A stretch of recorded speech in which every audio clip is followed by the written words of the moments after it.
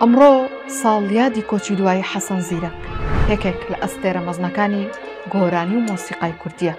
بە گێڕانەوەی چیرۆکی لەدایکبوونی گۆرانی کرماشان شاری شیرینم یادی ئەم ئەستێرە درەوشاوەیە دەکەین. کرماشان شاری شیرینم شاری جوان و کوردن ئەشینم پێم خۆشە دایما بدەبێنم خۆشم بێکی جاجیران. ناوەڕاستی شەستەکانی سەدەی ڕابردوو بە بڕیارێکی شای ئێران ئیتر دەبێت لە بری کرماشان بنووسرێ و بوترێ کرمانشاه. ئەم بڕیارە بۆ کوردانی ڕۆژهەڵات دەبێتە مای نیگەرانێکی زۆر. چەند ڕۆژێک دوای دەرچوونی بڕیارەکەی شا حەسەن زیرەک دەچێت بۆ ڕادیۆی کوردی کرماشان. محەممەد کەمانگەر بێژەر و ئامادەکاری بەناوبانگی ڕادیۆ دەبینێت و بە گەرمی مەرحەبایی دەکات، بەڵام کەمانگەر بە بێتاقەتی وەڵامی دەداتەوە. حەسەن دەپرسێت چییە مامۆستا، بۆچی کزیت؟ کەمانگەر دەڵێت حەسەن شا فەرمانی دەرکردووە لەمڕۆوە دەبێت ئیتر ناوی کرماشان نەهێنین و هەر بڵێن کرمانشا. بڕواه کە دڵم بەرایی نایە و ئەم بڕیارەم زۆر پێ ناخۆشە.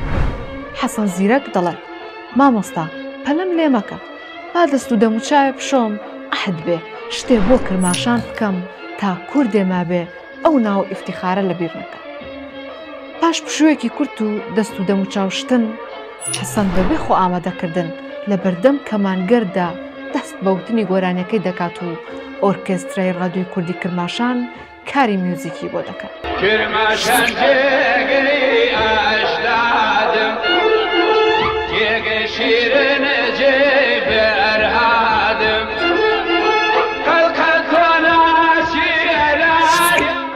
حەسەن کە خوێندەواری نەبوو کەچی پەیامێکی نیشتیمانی و سیاسی لەم شاکارەیدا شاردووەتەوە و بە هونەرەکەی و بە بەهرە ئەفسانەیەکەی کارێکی بۆ کرماشان کرد، وەک خۆی وتوێتی حتا کوردێک مابێت ناوی کرماشان لەبیر ناکات.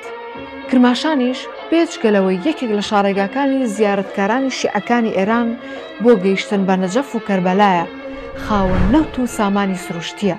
ئەمەش وای کردووە حکومەتەکانی ئێران هەمیشە چاویان لەسەر ئەم شارەیە و هاوشێوەی کەرکووک هەوڵی گۆڕینی دیموگرافیاکەی دەدرێت و دایانەوێت ناسنامەی کوردبوونی لێ بسڕنەوە و ناوەکانی کرمانشاه، باختەران یان شەهری قەهرەمانی لێنراوە.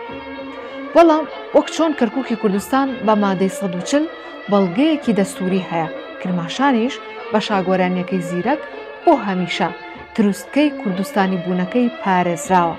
بەڵام 140ەکەی کرماشان گۆرانیەکەی حەسەنە و بۆ هەمیشە لە ئاسماندا دەمێنێتەوە.